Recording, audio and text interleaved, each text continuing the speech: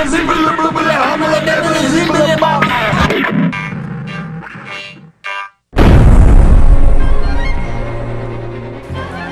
and welcome to the little sci-fi horror show. My name's Andy. It's my little 10-minute window to the rest of the world. Today I'm joined by Drew and Ken, and we're here by the lakeside to talk about Lakeside Killers.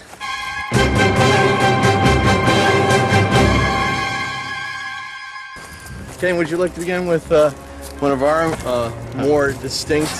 Well, I think we should start with appropriately Cabin by the Lake. A made-for-TV horror film that actually I have to admit I'm not familiar with, but these two gentlemen have seen it. Okay, so Cabin by the Lake was shot and released by USA Network, I think, or was it TBS? I forget which. It was USA. Yeah, and, one of the local cable stations. Yeah, it was like one of those. And Judd Nelson is in it, and he plays a screenplay author who's working on a horror movie. And in order to do research for the horror movie, he actually kills his victims by kidnapping the girls, tying them in a basement, and then taking them out on his boat into the middle of the lake and drowning them. Yes, and conveniently the story takes place at a lake, so he's able to commit these crimes at a very discreet location, far off into the woods, on the backside of a lake from the other side of town. Kind of like this. Yeah, kind of a lot like this. Yeah. Now, of course, this movie was pretty good. Actually, I kind of enjoyed it. And they made a sequel, Cabin by the Lake 2. Just in case you didn't get enough the first time around. Deranged killers have the strangest of hobbies. Sorry, I gotta go off and murder someone. Whether it's sailing I want off this boat. or a spot of gardening, He gardens their underwater graves. they have dynamic vision Okay, I'll drown the girl. You know, this is some sick stuff. and an artistic approach. Which one of you wants to die? There's a little bit of Stanley in everybody. Judd Nelson stars in Cabin by the Lake. And in this one, all right, now in the first one, he writes a screenplay. They find out he's the killer, and they save the girl, and they think that he's dead, but he's not. In the second one, they decide to make a movie about what he did, and he kills the director of the movie, and he directs the movie about himself by killing the cast. Hey, what I would do. Oh, loud. You hear that? Yes. It's a jogger. Oh, it's a jogger. The next movie on our list is A little bit different. It's Yeah. called In Dreams. This is loosely based on the events of Quabbin Reservoir, of course, but some of the facts were not correct. Well, why don't you tell us what it's about? well, it's got He Robert narrates Downey better. Jr. is in this. Yes. With the net But still, it's good, even though he's in it. And Robert Downey Jr. is another killer, and what happens is Annette Bening is an author or something who can actually receive all the things that he does. And basically what happens He is... channels his thoughts and memories too, isn't it? Yeah, basically. And so here's the trailer. You can see what it looks like. He's out there hunting, looking for another victim. She dreams his crimes before they happen. And I've been dreaming of you. Get out of my brain. Get out of my brain. And there's only one place to stop him. How do you know me? I'm not telling. You think you can scare me, you sick? You can scare me, you can scare me, you can scare me. Annette Bening, Aidan Quinn, Robert Downey Jr. In Dreams, rated R. Oh, I love that one. Of course, the Quabbin facts about the Quabbin Reservoir is there were no houses buried under the water. All that was burned to the ground, and all the iron was scrapped and metal. And they took everything, and they even went as far as to move some of the cemeteries. It was a big ordeal. So it's such a wonderful. Threaten young school children that they didn't behave, that they were going to be tied to the railroad bed when the water started pumping in. Awesome. Yeah, it certainly beats detention. I don't believe there's any documented proof of that, but It sounds good for the episode. All right, next is The Burning. Oh, The Burning. Okay, this is one of those cult classic films.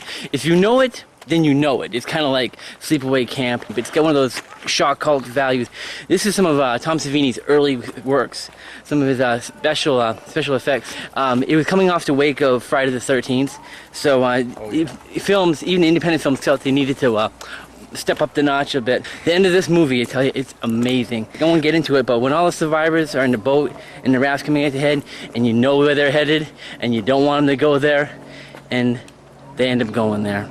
And no good comes of it. This summer, if you're planning to go camping, don't. If you're looking forward to midnight swims, don't. Sneak on back to the campsite. Get some matches. Build us a hot fire. Don't be long. And if you're thinking about being with someone where no one can see you, don't. Because this summer, A Legend of Terror isn't just a campfire story anymore. They say he smashed his way through the bunk room door, just a mass of flames. Burned alive, cried out, "I will return! I will have my revenge!" He lives on whatever he can catch. Right now, he's out there, watching, waiting. Who's the best to be? What happened one summer 5 years ago is about to happen again, and again, and again.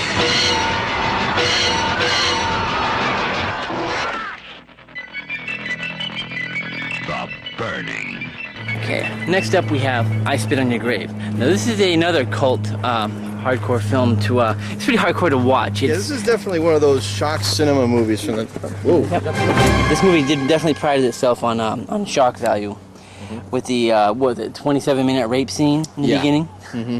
Yeah, and the worst part is when she's reaching for the phone. A revenge story about a woman who was raped by a group of men. And she takes revenge on these men.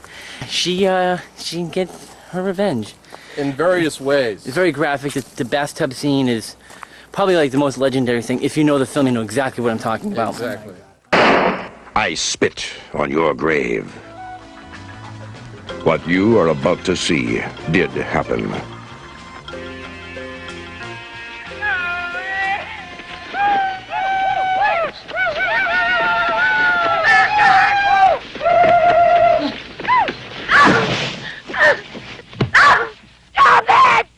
I spit on your grave.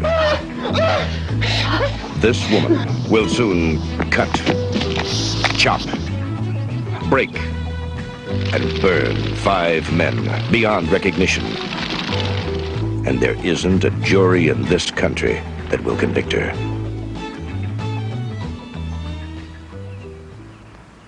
I'll give you something to remember.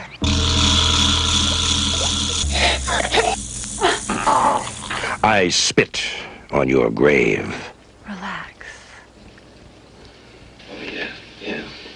I'll make you feel like you've never felt before. God bless your hands. Wait till you feel this. No, not I spit on your grave.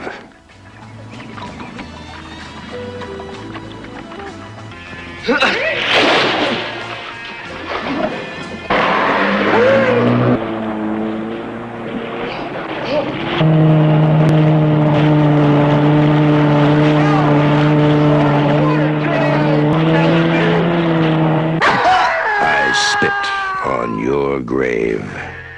I'm sorry. I thought I didn't see this movie, but I have seen this movie. The woman completely castrates him and leaves him bleeding on the basement stairs. Yeah, the imagery that forms in your mind when she does these things. It's that horrible sound effect of the tendons underwater. All I'm going to say is that's the kind of movie that will make a man kind of cringe and grab the nether regions a few times. And if a strange woman wants to take a bath, just say, you know, maybe not. Did you hear that? Well, that's all we have time for in this episode of Angel Sci-Fi Horror Show, Lakeside Killers. My name's Andy. I'm Drew. I'm Ken. And we'll see you next week.